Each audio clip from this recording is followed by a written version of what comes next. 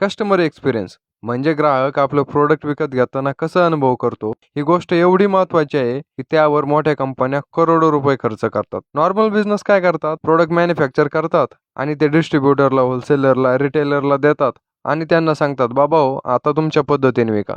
पण मोठे luxury brand, Apple, royal x सारखे ब्रँड, झारा सारखे कपड्याचे ब्रँड, गाड्यांचे ब्रँड त्यांचे प्रोडक्ट विकण्यासाठी स्वतःचे शोरूम उघडतात. त्यावर करोडो रुपये खर्च करतात, कारण त्यांना त्यांचा कस्टमर एक्सपिरियन्स कंट्रोल करायचा असतो. ॲपल तर आणखीन एक पाऊल पुढे जातं. आयफोनचा बॉक्स उघडताना कस्टमरला कसा फील येईल एवढ्या बारीक गोष्टीवर सुद्धा ॲपल विचार करतं. पण कस्टमर एक्सपिरियन्स एवढा महत्त्वाचा काय? चांगलं प्रोडक्ट असणं पुरेसं नाहीये का?